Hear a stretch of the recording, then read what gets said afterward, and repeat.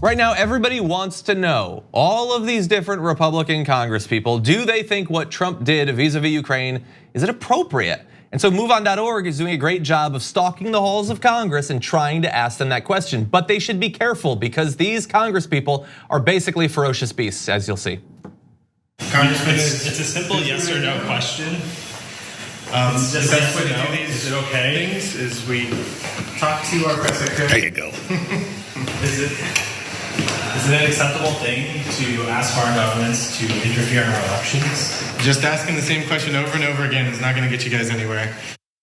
But shouldn't it though? Sir, shouldn't it maybe? Just hitting down buttons over and over again is not gonna get you anywhere faster. Hey, I'm impressed he used his hand. I thought he had a different tool. Down. I'm gonna mash you with my skull. That was the weirdest instinct I've ever seen. There you go. And so like, sir, did what just happened? Like before we move on to whether that anything else is illegal, what did you just do? I have a follow-up question about the headbutt. There you go, Sonny.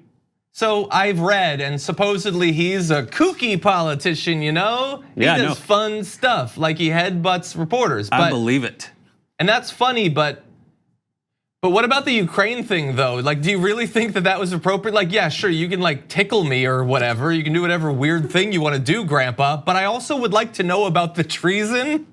And he would not actually answer. And that has been effectively what they've found in many cases. Not the headbutts, but the lack of answering. So you can see, MoveOn tried to talk to Kathy McMorris. You can see here, Republican of Washington, and she wouldn't answer. And then Greg Walden of Oregon, he was very tight-lipped on this subject. Equally so, Larry Bouchon did not want to go on record as whether it was acceptable or not. And the thing is, if you're asked if we're saying a crime was committed, it is awful, and you won't say whether you think it was awful or not, that's saying something. No, they're not willing to admit that it's illegal. They want to keep their opinion about President Trump behind closed doors in some kind of walled off Soviet-style inquisition. They don't answer these questions. And the fact is, what he did was illegal.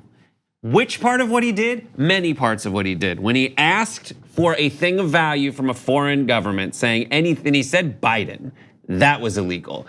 His only defense is really that he forgot. His only legal defense is that his mental status deteriorated to the point where he forgot he was running against Biden. So when he said Biden, he forgot that was the person he was running against. He did that. Ever since then, all the quid pro quo stuff is a different violation. The emoluments clause has been violated every time that he makes a dollar off of his position as president. That's a crime. All of these things are crimes, period. We don't need them to say whether they believe they're crimes or not. Yeah. And even like there's one part of a statement on the Hill yesterday by Morrison where he's like, I'm not sure it's so bad. But it's like what he said, this is essentially a this for that. Yeah. Which even though he didn't say the Latin quid pro quo, which is not necessary for it to be a crime, it also was a this for that, which makes it a different, other, worse crime. Yeah, and so that testimony which you just talked about, Trump defenders are like, we got one, this is our guy. Which is weird because if you have a guy who comes up and says, oh yeah, no, he did the thing that you're saying is illegal, but it didn't bother me. Be like, oh yeah, no, Brett shot that guy, but I hated that guy.